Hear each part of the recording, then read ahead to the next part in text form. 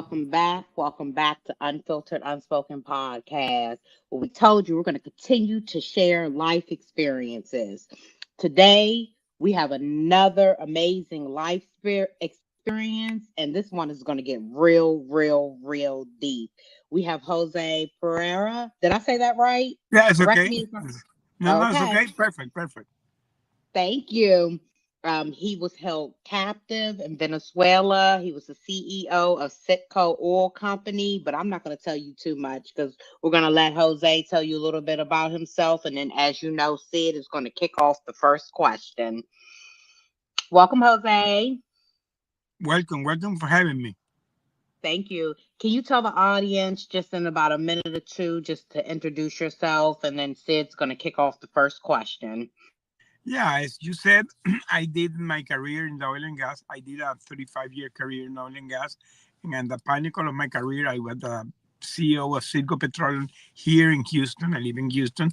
And in 2017, happened my situation. I was ready to get retired because of 35 years. And, I was called to a last minute call to Venezuela, and it became to be a settlement because at that time they were having issues, the U.S. with Venezuela. They declared that that regime illegitimate, so they were imposing sanctions. They were making an oil ban. So a lot of stuff was going on at that moment, and that became to us. We became political pawns of the situation, and we became hostage during 5 years. The negotiation to bring us back lasted 5 years. Jesus, Woo, that's insane. Especially when you think you just going going on a work trip, Yeah. and here you are. So normally we like to start things like back way at your childhood, but we know there's a lot going on just in that 5 years. So we will start now. What exactly was I guess the climate, the political climate, when you went to Venezuela? What were particularly the issues going on that kind of caused the hostage situation? Well, that's exactly. There was a very high political situation going on because during that time, the administration that was put in place here, as I said, they had declared that that regime is a communist regime, had become illegitimate. They did fake elections, so they were have imposing sanctions to the country, to the people, and they did an oil embargo. Very similar that like happened with Russia in the Ukrainian war, and well, we didn't think that that could affect us because I was not a politician. I was a CEO of oil and gas, and when I was called to that meeting, I went with my five top executives, and they declared American spies, that we were spies of the American government. We were accused of corruption, embezzlement, and treason to the country, among other charges. So it was, of course, a sham trial because what they wanted to do is take us as hostages and then leverage, negotiate us to get our release through some concessions. Because this is something that really, Venezuela is not the only country doing this. There are many other countries doing it. This is something called the hostage diplomacy. It's a very sophisticated way to do diplomacy. That is, they take normal people with maybe some high profile, and they take it and they leverage to negotiate whatever they want. So it becomes a real evil practice that many countries like Venezuela, Russia, Iran, China, Afghanistan, Myanmar, North Korea, a lot of countries are applying. There are a lot of citizens in that situation all over the world today. Wow. So whew, whew, I don't even know where to start. Um, so did you feel in preparation of this trip? Did you feel like butterflies? Sometimes you feel as though some things are uneasy. Did you feel a certain kind of way before leaving to go on the trip? Well, that's a very, very nice question because let me put the audience in the context of the situation. I was traveling a lot to Venezuela that year because Citgo Petroleum is a U.S. based company but belongs to the Venezuelan PDVSA, the Venezuelan oil company. So the headquarters of Citgo the board is in Venezuela. So we were that year we were revamping a refinery in Aruba, in the Aruba island. Citgo has uh, make agreement with the Aruba government to revamp a refinery that belonged to a company called Valero. Valero left the refinery, and Citgo had the interest to take control of that refinery. So we were having a big project, and I was traveling that year a lot to Venezuela because I had to go almost even 1 or 2 times in the month to get approval because it was $1 billion of investment. So I was in a regular base traveling to Venezuela. I was always taking care of my security. I was not naive. I was taking care of my security. But when the situation began to evolve negatively with the U.S. government in Venezuela, I talked to my wife. I said, you know what? I'm gonna get retired. I don't like what I'm seeing. So there was something that was not good. I was not feeling good, to tell you the truth. So I went 1 month before the situation happened to me and asked to my boss that I wanted to get retired. And he finally, back and forward, he approved my retirement. He told me they give me 4 months to get my replacement. So I came back. That was October 2017. 1 month before, I began to prepare all my things. It was Thanksgiving season. So my kids were coming here. I began to prepare my Thanksgiving. I began to prepare my vacation. I was really literally in my retiring mode. And I received this phone call. I was in a movie with my wife that day. I was in a movie, seeing a movie. And I received a call. And when I received a call, they asked me to go the other day to Caracas. I didn't see nothing wrong because, as I said, I was doing it very frequent that year. So it was another more trip. And literally, what I did was that I did like a back and forward 1 day trip. Normally, I took the company plane, flew to Caracas, made the presentation, and came back, and I was in the night in my house. So for me, it was like a normal core of business. But when I was in Venezuela, I began to see the things strange, but I didn't know what was going on. To tell you the truth, because as I said, I was not a politician, and we made a big presentation. Was a big crowd, maybe 1,000 people. I made my presentation of the status of the refinery, the revamping, standing ovation, and for me was wow. I'm gonna finish my career, with a standing ovation. So I was really happy flying back to Houston, and suddenly I see the appear because this country has a counterintelligence police called the DGCIM. Very scary guys because they use like I always say like a Robocop outfits, and they use these some mask. By the way, the book that I'm gonna put out, if you see the cover of the book, you will see the face of those guys with the mask. The people doesn't believe when you see it looks like Darth Vader, of Star Wars. They are very scary guys. So when I saw almost 20 guys coming to that room, the meeting room, and asked for me, I begin to say, wow, something is happening here. And to tell the truth, when they asked for me and they put us the charge, I believe that was a mistake. Can you imagine being accused to be a spy and treason to the country? It's some things that you cannot imagine.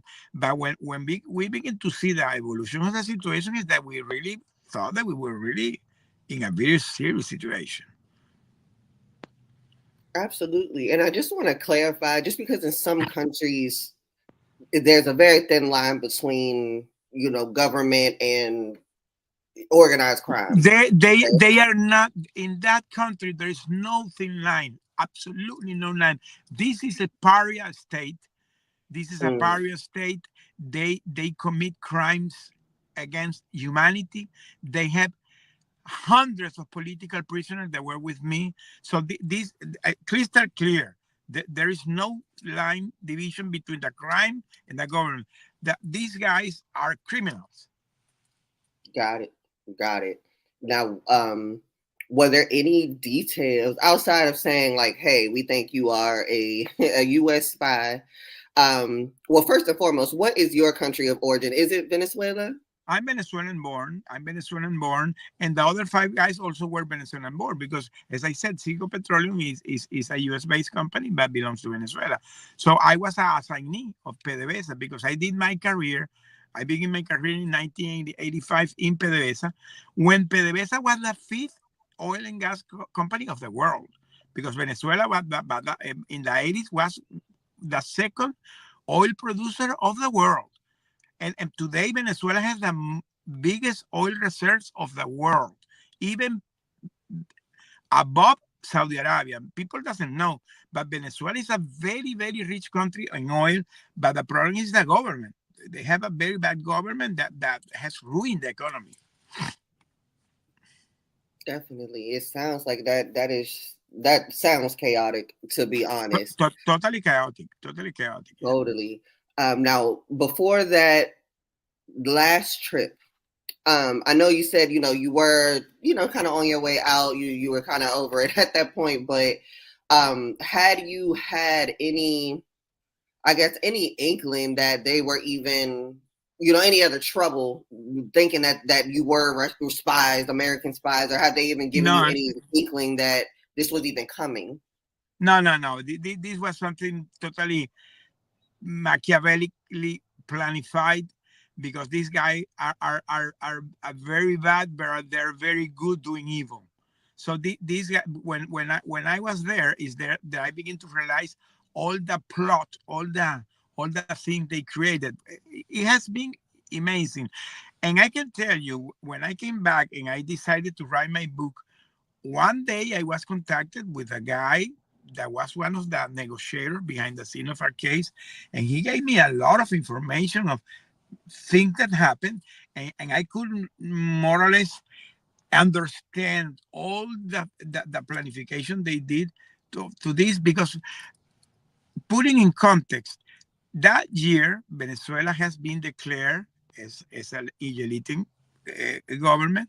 They have imposed sanctions to the country and to all the government, and they also had done an oil embargo. It was a big deal.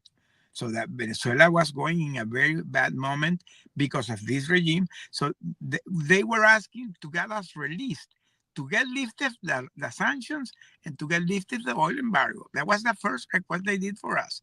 Can you imagine that your price is lift the oil embargo of a country? Wow. Um, so I want to ask when when the RoboCops, I'm calling that undercovers, when they took you into custody inside, what were you feeling to be and to be taken and then to be put locked up? Well, that's a very good question, and let me respond. It's kind of a long answer, but I'm going to put it in context. 1 month before, as I said, I flew to Caracas to ask for my retirement. When I was coming back, that is October 2017. My case happened in November 2017, so 1 month after. So I was flying back to Caracas.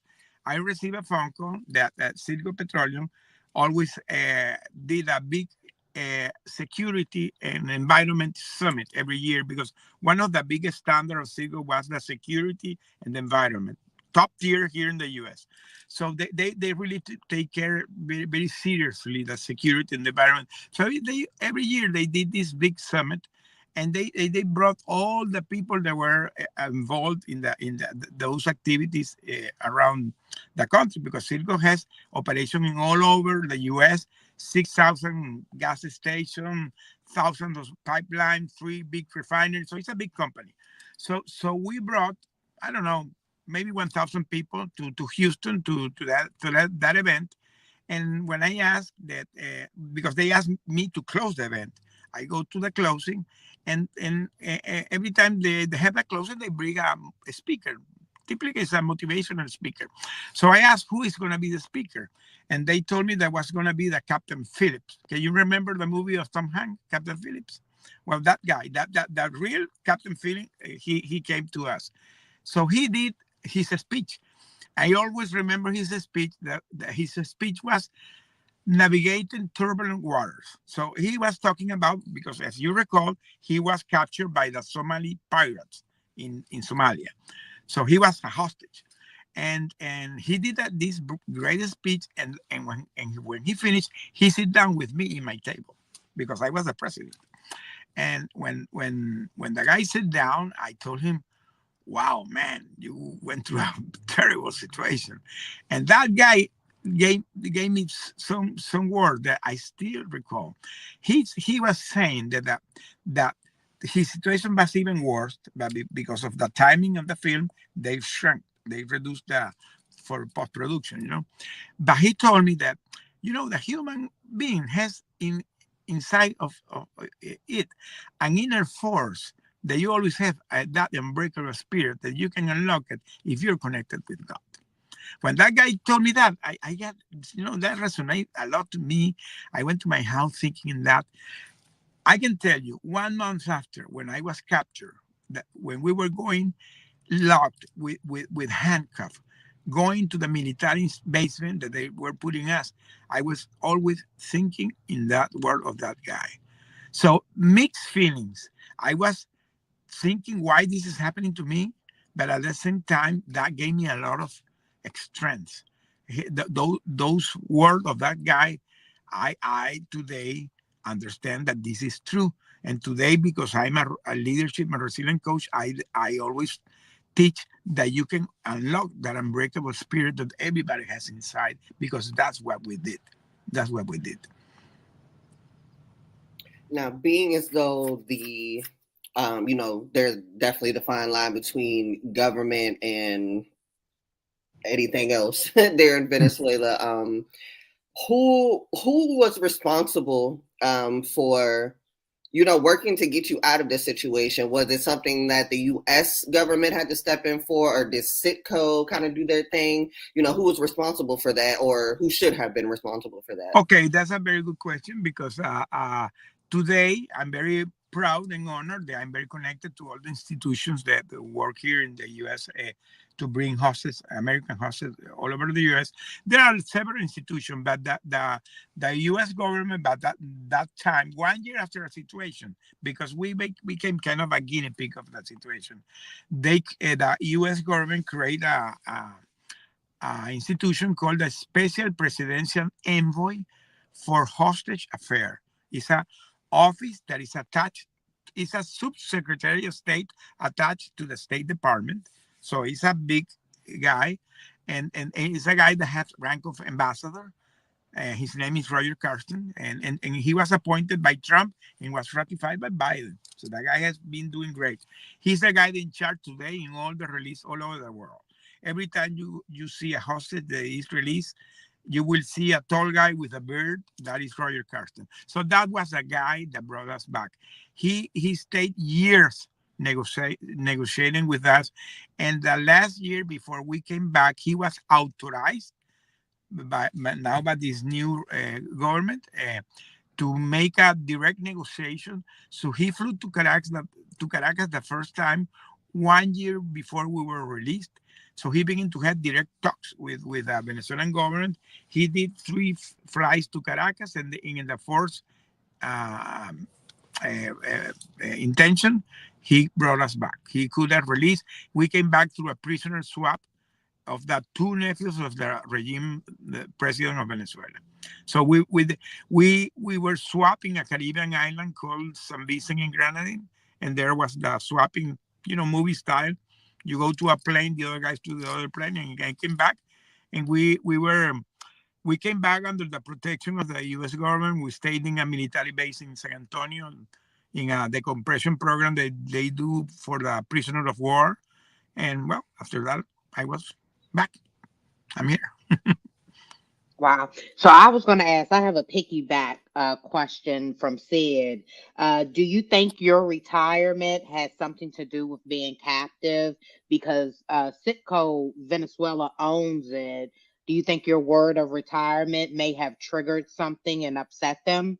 Yeah, probably yes. That could have been part of, but no. This is something bigger. This is something bigger, is something that is more because the problem with this situation is that was all the geopolitical issue that was going, because during the previous administration, the Trump administration, they were beating hard this government, that they really wanted to take them out. So the Venezuelan government didn't have nothing to take care. So we were six guys, dual citizens, and for them was bingo. This is going to be our political pawns and the bargain chips, and that's what we became. They were not shy asking for us. It was publicly that they wanted to leverage us to get concessions. As I said, they begin asking for get the lift of the sanctions. They after begin to ask to get the oil embargo lifted.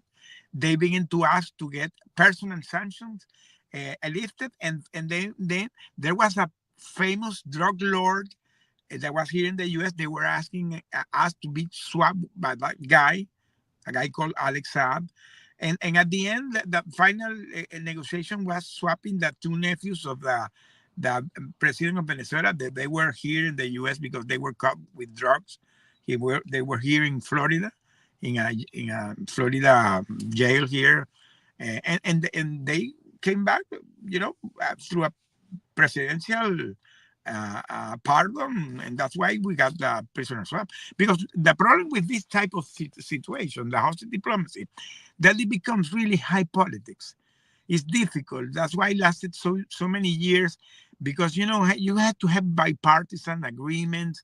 The Congress has to agree. The government is difficult. I can tell you that I'm today connected with all the hostage community. I know cases in other countries. All the negotiations are very, very large negotiation. People stay 5, 6, 10, 12 years, because getting agreement between two governments is so difficult call.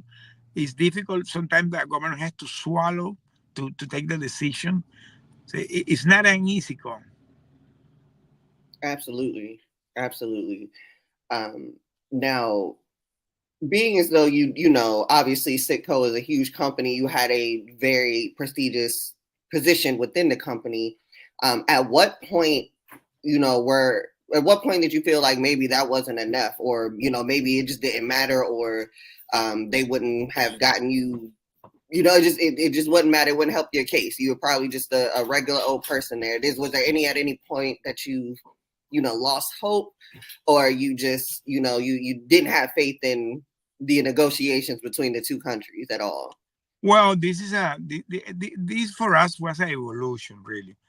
The first year we were totally hopeless, because I'm not saying here to the audience, but the first year we were locked in a solitary confinement in a military base, in a basement, 3 stories down base, without windows. There was no fresh air. It was really, really, really terrible.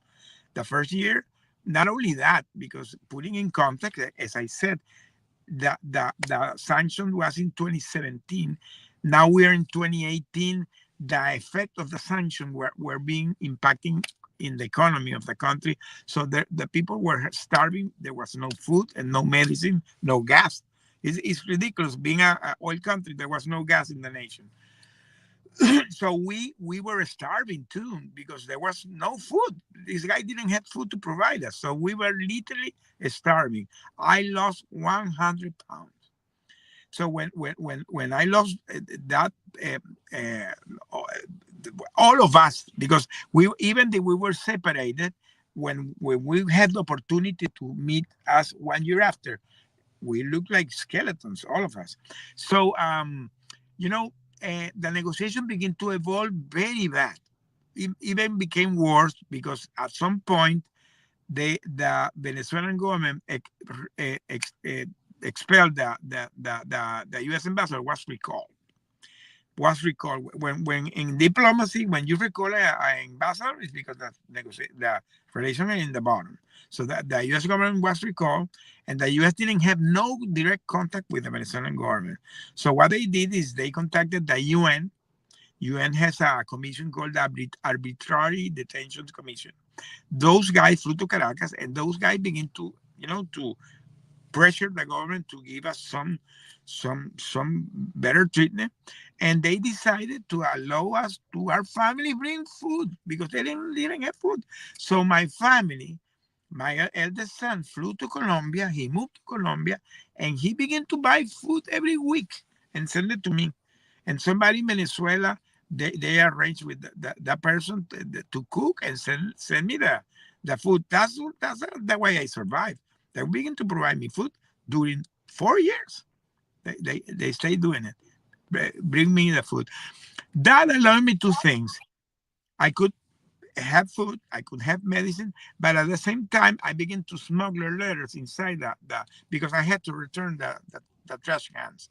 So I began to smuggle letters with my wife, and that's why I began to have communication because I had 1 year without no communication. And when I began to smuggle those letters, when I came back, my wife had compiled it, and that's the base of what's going to be my book. My book is based on those letters that we wrote during 3 years. Wow. Um, I want to ask. So, y'all were pretty much being tortured. So that torture came from the negotiations. Can you tell us some of the conditions that you were in while being locked up so that we can be transparent to the audience, some of the things that y'all went through? Yeah. That's a good question.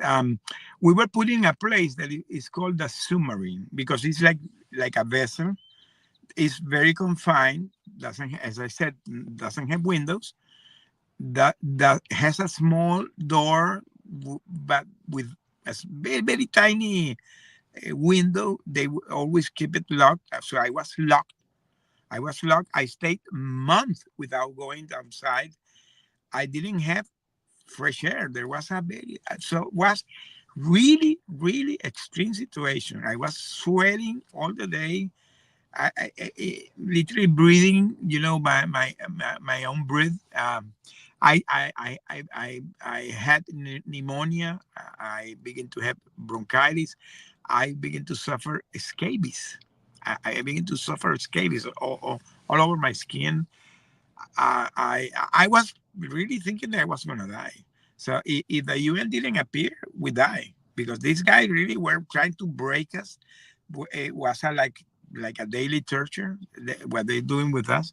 And 1 year after the UN flew to Caracas, so they flexibilized the relations, and then we were put the six together. The six guy with 1 year after we were put together, they gave me the first phone call. I could talk with my wife, and I said I began to smuggle letters.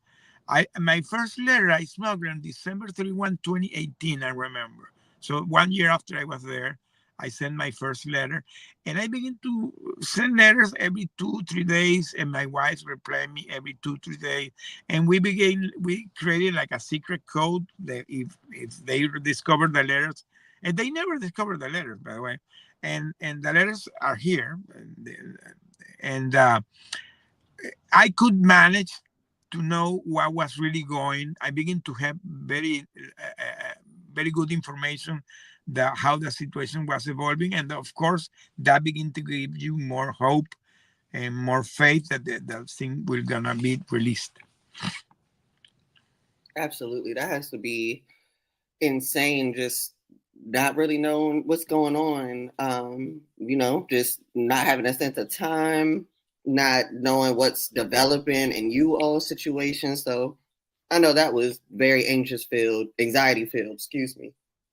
Yeah, of course. For sure. Yeah.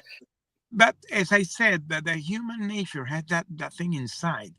That's incredible how you can survive situation because today I'm very convinced, of course, the hand of God, and that when we get together, the six, we create a very strong bond, helping each other. So the situation really changed for us.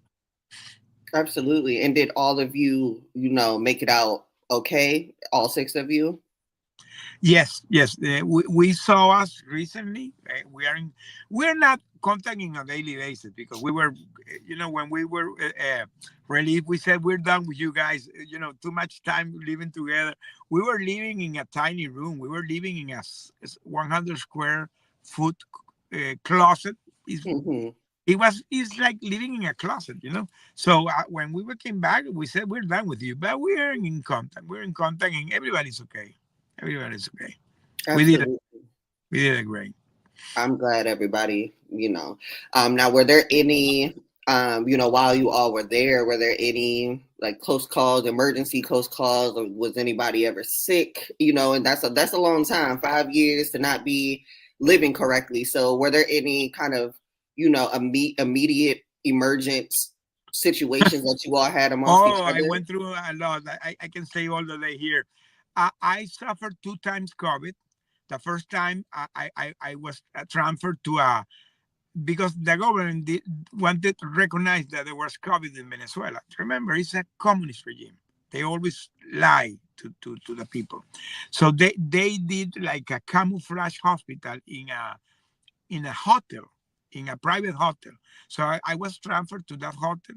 I stayed like 10 days having a severe treatment because I was almost, getting intubed, and I was in a ICU unit, and I stayed 10 days there.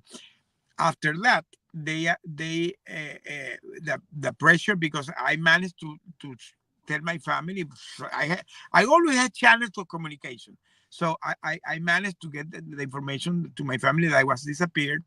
My son that was in Colombia, he was handling all my situations. He was in charge to all the contact with the U.S. government, the press. So he called a guy, I'm not gonna name it, a very, very famous journalist here in the U.S., and that guy put a breaking news that I was disappeared.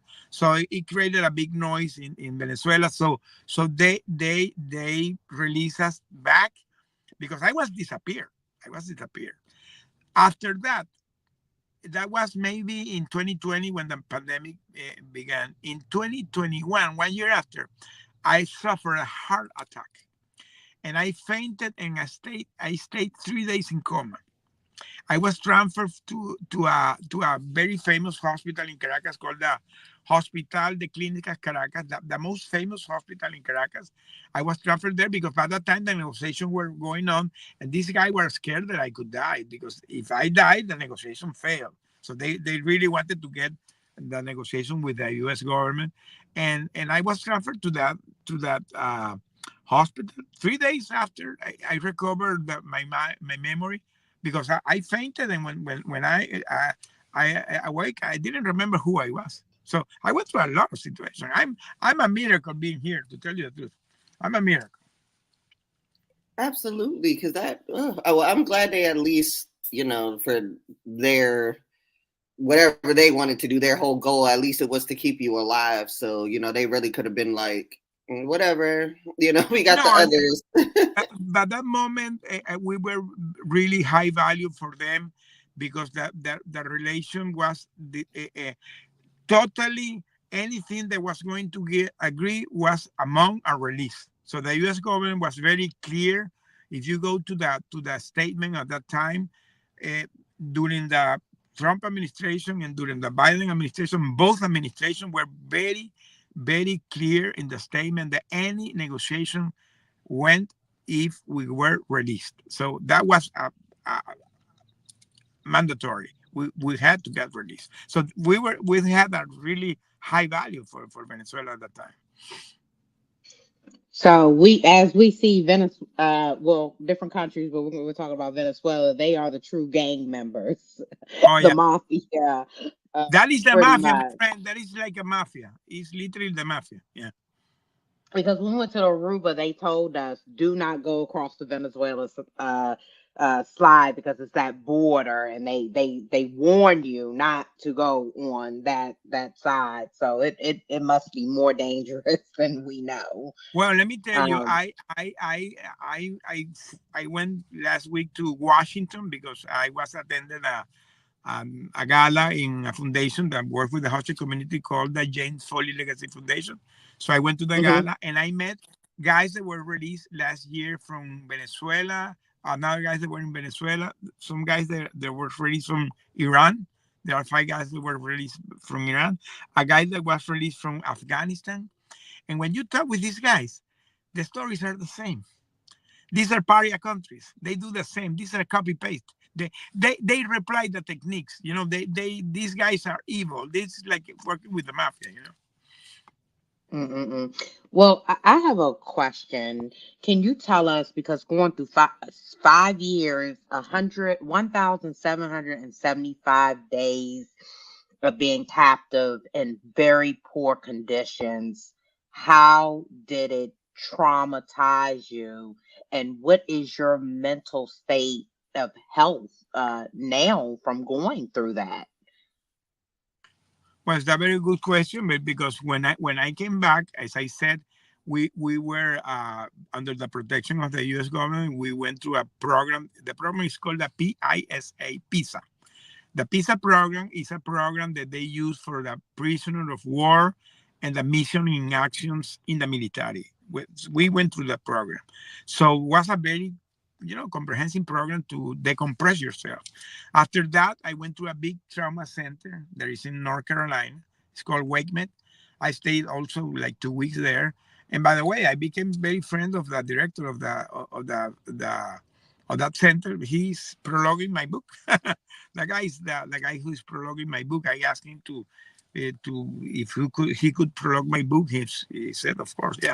So we became really good friends because he got really surprised the way we did it, because this is something that, by the way I crafted my coaching program is based on that, because the human being has a lot of things inside that you don't know, that really you can do things beyond what you really think that you can do. Because, for example, we were in a very dark place and we were hopeless. But when we began to realize that our family was working hard for us, and the other families, they did a wonderful campaign. I can tell you, it's amazing that the six family what they did. Today, I'm still surprised. They went big to the press. To the press.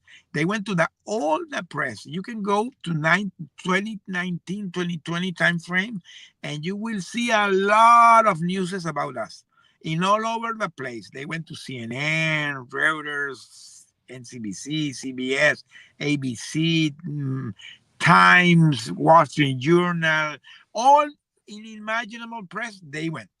So the noise was so big that, by the way, the press put us a name. We became like a brand. We became to be the Citgo Six. So that today, we were called the Citgo Six. That was our name. It became like a brand. That's why my book is called From Hero to Villain, my true story of the Citgo Six, because I became one of the Citgo Six. And the Citgo Six began to be really a name, because even the U.S. government, when they asked for us, was released the Citgo Six. We became that name. Everybody began to call us Citgo Six. And the Citgo Six, the pressure that the family did was so big. They created, with other families, other dozen of families, they created a campaign called the Bring Our Family Home campaign, that today is one of the biggest campaign here in the U.S. to release American hostages. And they created a mural with our faces in Washington, in Georgetown. Today there are 3 murals. There are 4 murals here in the U.S. One in Washington, one in Arizona, one here in Houston, and the other is in Denver. So there are 4 murals, and there's going to be one, I believe, in California, in Los Angeles. So this campaign has becoming big, and those foundations that support the hostage community, because this is a big thing that people are not aware how big this is impacting families here in the US. Now the situation that's going on in the Middle East is impacting a lot of Jewish families too. So this is a big deal. So now that is like a movement that has been created to support previous and after, because when you come back, people think, oh, great, you're released. No, it's a new beginning. It's a new beginning. So I, when I decided to talk, I have a therapist there. I see her every Thursday.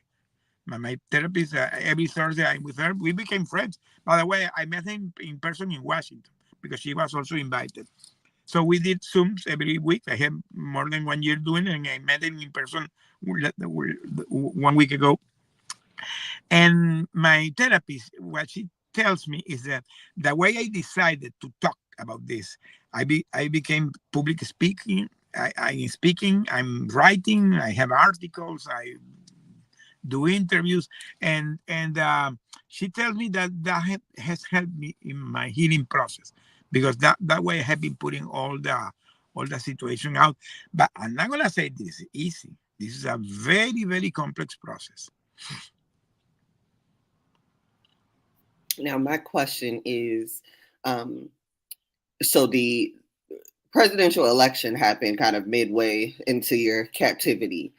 How did that set on you? Because I know it's like, you had one administration kind of, you just getting started with getting what you need, the information you need, the negotiations, and then we're going into, a different president, which was the president that it was. So how did that work out for y'all? Was the process to get you all released still streamlined? Did it put you back into your progress? Did it make you lose hope any? What was that process like? That's a very great question because I talk about that in my book, and I'm gonna say a little bit here because the Trump administration was really working hard to bring us back. Really, really working hard. They were pushing very hard on a daily basis. Our family was being attended. My family went 2 times to the White House, and she was attended by the State Department, Mike Pompeo, every time. So they were really committed. So when the election came, you know what these guys did? They went to they begin to pressure our trial in the mid of the election. So 1 week before the election in the U.S., we were sentenced. I got a sentence of 13 years and $2.5 million fine. That was my sentence. So this was the way they wanted to set the tone to whoever will won the elections. The election came Biden, and 1 week after Biden took office, our family was in a meeting with Blinken. Blinken had a meeting with all the family, with not only with the six family, with all the American family that are having hosted 1 week after. So the new administration took the case really serious. And for us was really a very good news that the Ambassador Carsten that was appointed by Trump was ratified. He's still in the office. I met him last week. And it was very good because that there was continuity in the relation. And I'm gonna say the situation today is much better than when this situation happened to us. Very much better. There's more alignment in the government, all the institutions. There in this event that I attended last week, there was bipartisan people there. There were Republican and Democrats. So because this is a national security thing. When one of the congressmen, he was talking something that really caught my attention very hard because he was saying that I don't know if the people recall the hostage crisis in 1979. That was this movie Argus, the from Ben Affleck. Okay, that during the hostage crisis in 1979, in here in the U.S. it became to be a national thing. All the Americans were together in a daily basis. And I don't know, you remember they created the yellow ribbon. So everybody put a yellow ribbon in their trees of their house. So it became a big national thing. So what the intention today is that with this new movement, that because there are still a lot of Americans being captured in a lot of countries, is create this national security level awareness.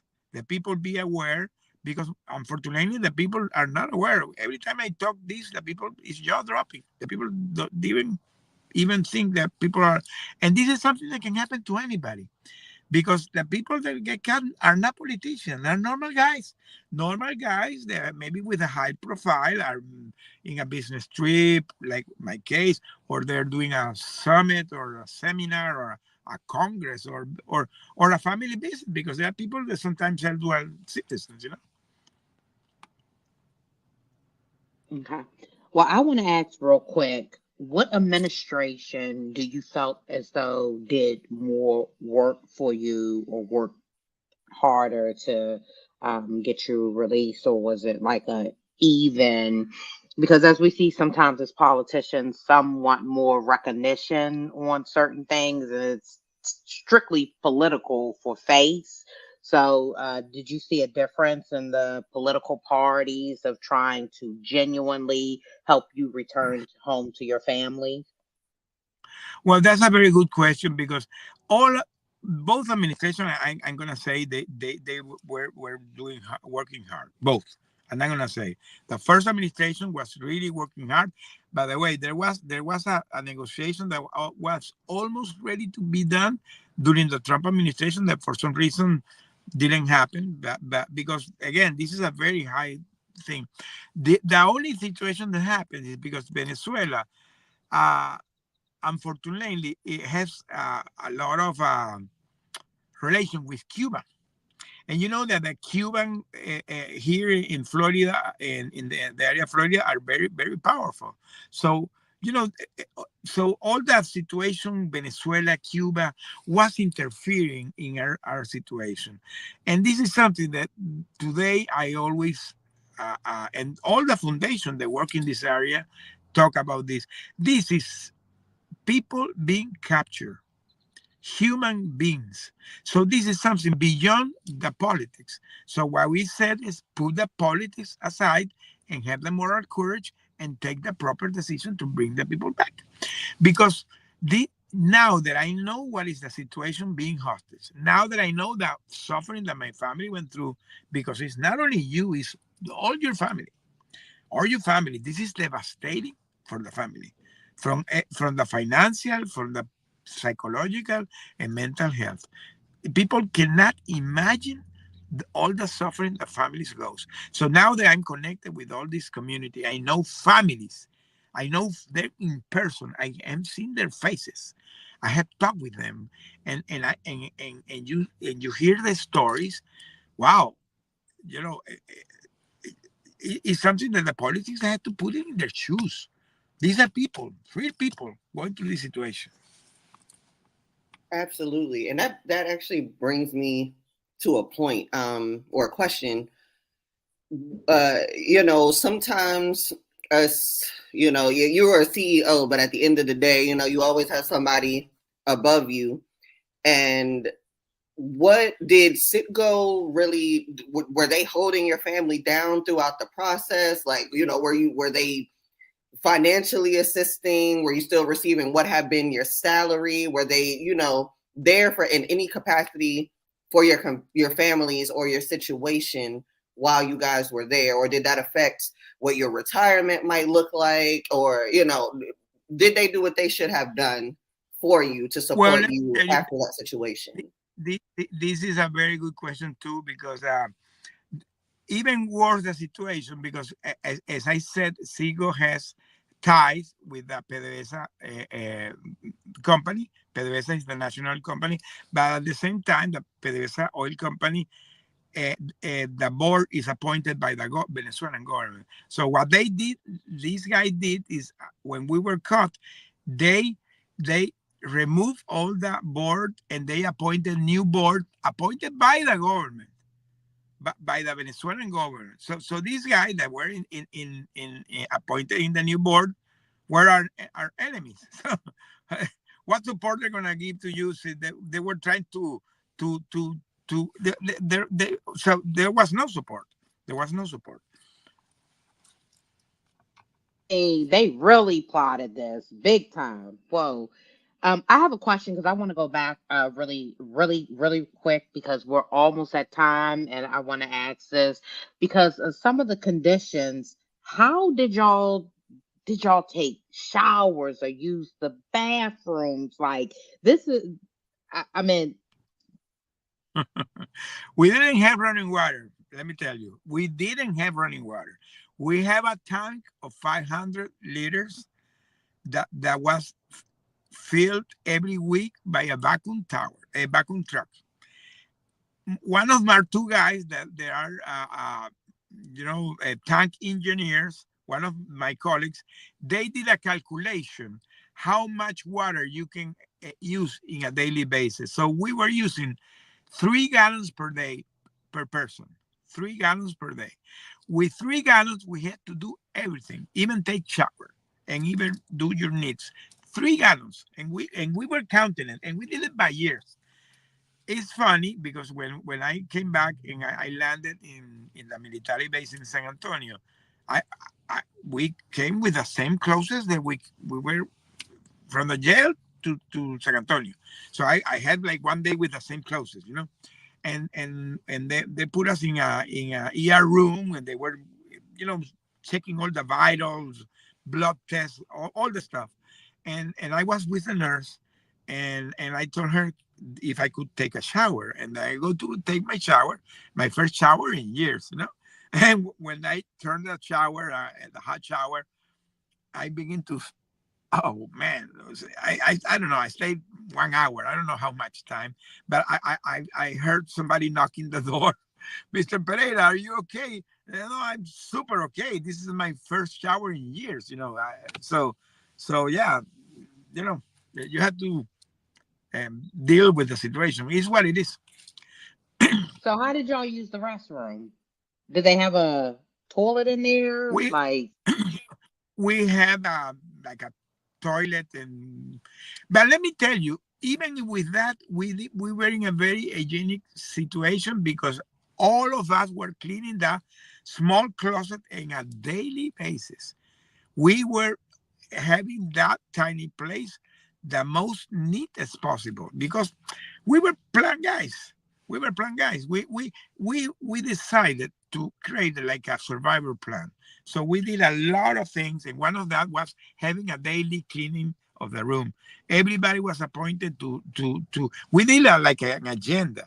So I had like to clean every 3 days. I had to clean. So if I cleaned on Monday, so I knew that next Wednesday I had to clean. Nobody had to tell me nothing. So I went in the clean. Everybody has a routine to clean, to eat, to everything was during a routine. We were like hamsters in a cage doing things. Sheesh. Now, Demetria, did you want to go ahead and swap it out at this time? yep, let's go ahead and kick it off. So we are at time. I want to thank you, but before we leave, we have two things from me and Sid. Can you give the audience advice on ways that if they are captive or even your situation now through your healing journey, some ways, some techniques or advice how you got through what you went through.